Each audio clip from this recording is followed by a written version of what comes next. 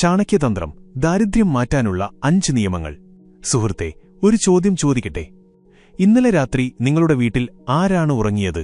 നിങ്ങൾ കരുതും അത് നിങ്ങളുടെ ഭാര്യയാണെന്നോ മക്കളാണെന്നോ അല്ലെങ്കിൽ മാതാപിതാക്കളാണെന്നോ. പക്ഷെ നിങ്ങൾക്ക് തെറ്റി. പലരുടെയും വീടുകളിൽ അവരുടെ അറിവില്ലാതെ ഒരു അദൃശ്യയായ അതിഥി താമസിക്കുന്നുണ്ട്. ആ അതിഥി ഉള്ളിടത്തോളം കാലം നിങ്ങൾ എത്ര കഷ്ടപ്പെട്ടാലും എത്ര ഓവർടൈം ജോലി ചെയ്താലും നിങ്ങളുടെ പേഴ്സ് എന്നും കാലിയായിരിക്കും. നിങ്ങളുടെ ബാങ്ക് അക്കൗണ്ട് ഒരിക്കലും പച്ച പിടിക്കില്ല. ആ അതിഥിയുടെ പേരാണ് ദാരിദ്ര്യം, അല്ലെങ്കിൽ പുരാണങ്ങളിൽ അവരെ വിളിക്കുന്ന പേര് അലക്ഷ്മി.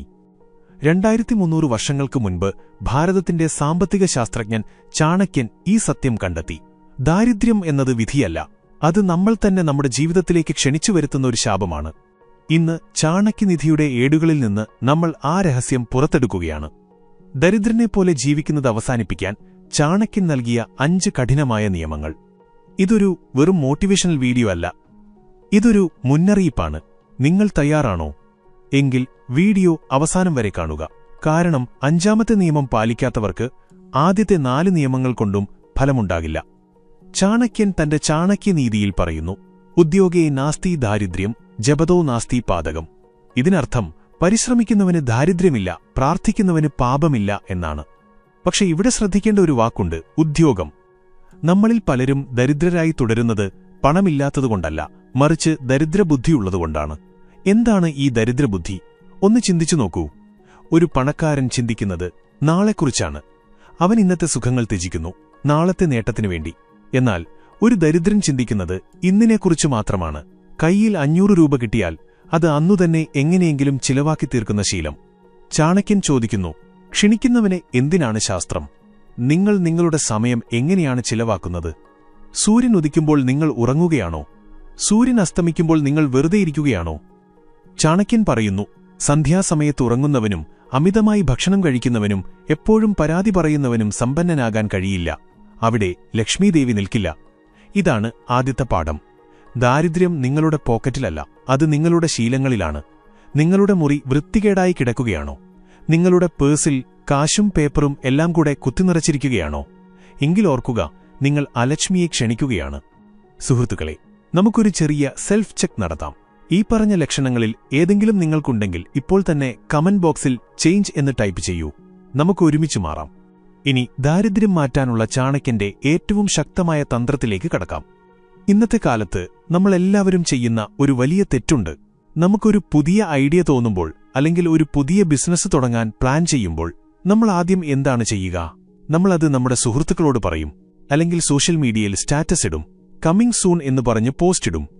ചാണക്യൻ പറയുന്നു, നിർത്തൂ, നിങ്ങളെ ദരിദ്രനാക്കുന്നത് ഈ വായടിപ്പാണ്.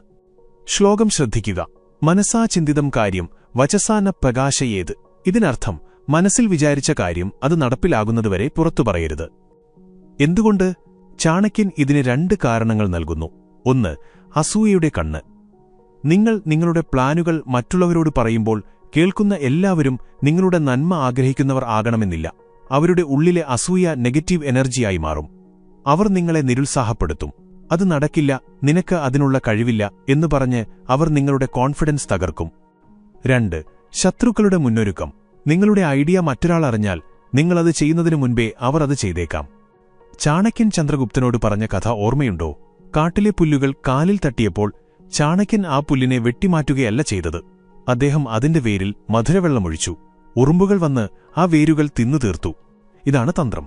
ശബ്ദമുണ്ടാക്കാതെ, ആരുമറിയാതെ നിശബ്ദമായി പ്രവർത്തിക്കുക.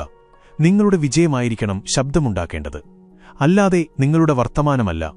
ഒരു ദരിദ്രൻ എപ്പോഴും പറഞ്ഞു നടക്കുന്നു, ഞാനത് ചെയ്യും, ഇത് ചെയ്യും. എന്നാൽ ഒരു ബുദ്ധിമാൻ ചെയ്തു കാണിക്കുന്നു. ഇന്ന് തന്നെ തീരുമാനിക്കുക. നിങ്ങളുടെ അടുത്ത വലിയ പ്ലാൻ അത് നടക്കുന്നതുവരെ ആരുമായും പങ്കുവെക്കില്ല. അത് നിങ്ങളുടെയും ചാണക്യന്റെയും ഇടയിലുള്ള ഒരു രഹസ്യമായിരിക്കട്ടെ. പണം എങ്ങനെ കൈകാര്യം ചെയ്യണം? പലരും കരുതുന്നത് പണം കൂട്ടിവെക്കുന്നതാണ് സമ്പന്നത എന്നാണ്. കിട്ടുന്ന കാശ് മുഴുവൻ അലമാരയിൽ പൂട്ടിവെക്കും. ചിലവാക്കാൻ പേടിയാണ്. പക്ഷെ ചാണക്യൻ പറയുന്നു, അത് ദാരിദ്ര്യത്തിലേക്കുള്ള വഴിയാണ്. ചാണക്യനീതിയിൽ ഒരു മനോഹരമായ ഉദാഹരണമുണ്ട്. സമ്പാദിച്ച ധനം ത്യാഗത്തിലൂടെ സംരക്ഷിക്കപ്പെടുന്നു. കുളത്തിലെ പഴയ വെള്ളം ഒഴുക്കിക്കളഞ്ഞാലേ പുതിയ വെള്ളം അകത്തേക്ക് വരൂ. ഇതിനർത്ഥമെന്താണ്? വെള്ളമൊരിടത്ത് കെട്ടിക്കിടന്നാൽ അത് ചീത്തയാകും, അതിൽ പുഴുക്കൾ വരും. എന്നാൽ ഒഴുകുന്ന വെള്ളം എപ്പോഴും ശുദ്ധമായിരിക്കും. പണവും ഇതുപോലെയാണ്. നിങ്ങൾ പണം വെറുതെ ബാങ്കിലിട്ടാൽ പണപ്പെരുപ്പമെന്ന പുഴു അതിനെ തിന്നു തീർക്കും. സമ്പന്നനാകാൻ ആഗ്രഹിക്കുന്നവൻ പണം ഒഴുക്കണം. എവിടേക്ക്? 1. നിക്ഷേപങ്ങളിലേക്ക്. ഭൂമിയിലോ സ്വർണത്തിലോ അല്ലെങ്കിൽ വളരുന്ന ബിസിനസ്സുകളിലോ പണം നിക്ഷേപിക്കുക. 2. ധർമ്മത്തിലേക്ക്. അർഹതയുള്ളവർക്ക് കൊടുക്കുന്ന പണം 10 ഇരട്ടിയായി തിരിച്ചുവരുമെന്ന് ചാണക്യൻ വിശ്വസിച്ചിരുന്നു. പക്ഷെ ഇവിടെ ഒരു മുന്നറിയിപ്പുണ്ട്. ചാണക്യൻ പറയുന്നു, എല്ലാ സമ്പത്തും ഒരിടത്ത് നിക്ഷേപിക്കരുത്. ഒരു കപ്പലിൽ മാത്രം ചരക്ക് കയറ്റരുത്. ആ കപ്പൽ മുങ്ങിയാലെല്ലാം പോയി. ഇന്നത്തെ ഭാഷയിൽ ഇതിനെ ഡൈവേഴ്സിഫിക്കേഷൻ എന്ന് വിളിക്കും. ഒരു ദരിദ്രൻ തന്റെ എല്ലാ പ്രതീക്ഷയും ഒരു ലോട്ടറിയിലോ അല്ലെങ്കിൽ ഒരു ചിട്ടിയിലോ വെക്കുന്നു. അത് പൊട്ടുമ്പോൾ അവൻ തകരുന്നു. എന്നാൽ ചാണക്യന്റെ ശിഷ്യൻ ബുദ്ധിപൂർവ്വം പലയിടത്തായി പണം വളർത്തുന്നു. നിങ്ങളെ ദരിദ്രനാക്കുന്ന ഏറ്റവും വലിയ ഘടകമെന്താണെന്നറിയാമോ? അത് നിങ്ങളുടെ സുഹൃത്തുക്കളാണ്. ഞെട്ടേണ്ട സത്യമാണ്. ചാണക്യൻ പറയുന്നു, ദുർജന സംസർഗം വിഷമുള്ള പാമ്പിനേക്കാൾ അപകടകരമാണ്. ഒരു പാമ്പ് നിങ്ങളെ കടിക്കുന്നത് സ്വയം രക്ഷയ്ക്കാണ്.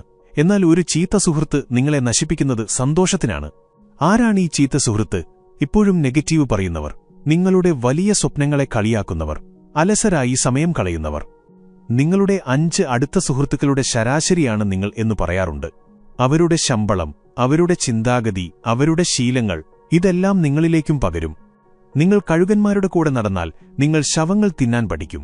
നിങ്ങൾ സിംഹങ്ങളുടെ കൂടെ നടന്നാൽ നിങ്ങൾ വേട്ടയാടാൻ പഠിക്കും. ദരിദ്രനായ മനുഷ്യൻ അവനേക്കാൾ താഴെയുള്ളവരുടെ കൂടെ നടക്കുന്നു. കാരണം അവിടെ അവന് വലിയവനായി തോന്നാം. എന്നാൽ സമ്പന്നനാകാൻ ആഗ്രഹിക്കുന്നവൻ അവനേക്കാൾ അറിവുള്ളവരുടെ, കഴിവുള്ളവരുടെ കൂടെ നടക്കുന്നു. അവിടെ അവൻ ചെറുതായിരിക്കാം, പക്ഷെ അവൻ വളരും. ചാണക്യൻ ഉപദേശിക്കുന്നു, നിങ്ങളുടെ ലക്ഷ്യത്തിന് തടസ്സം നിൽക്കുന്ന ബന്ധങ്ങളെ അത് എത്ര അടുത്തതായാലും ഉപേക്ഷിക്കാൻ മടിക്കരുത്. ഇത് കഠിനമാണ്, പക്ഷെ അനിവാര്യമാണ്. ഇനി ദാരിദ്ര്യം മാറ്റാനുള്ള ആത്യന്തികമായ ആയുധം. നിങ്ങളുടെ പണം കള്ളന് മോഷ്ടിക്കാം. നിങ്ങളുടെ വീട് പ്രകൃതി ദുരന്തത്തിൽ നശിക്കാം. നിങ്ങളുടെ സൗന്ദര്യം വയസ്സാകുമ്പോൾ പോകും. പക്ഷേ ഒരാൾക്കും മോഷ്ടിക്കാൻ കഴിയാത്ത, കാലത്തിന് നശിപ്പിക്കാൻ കഴിയാത്ത ഒരേയൊരു സമ്പത്ത് എന്താണ്? അത് വിദ്യയാണ്. ചാണക്യൻ പറയുന്നു, വിദ്യയുള്ളവൻ ഒരിക്കലും ദരിദ്രനല്ല. ഒരു പണ്ഡിതൻ എവിടെ പോയാലും പൂജിക്കപ്പെടും. എന്നാൽ ഒരു മണ്ടൻ സ്വന്തം വീട്ടിൽ പോലും അപമാനിക്കപ്പെടും.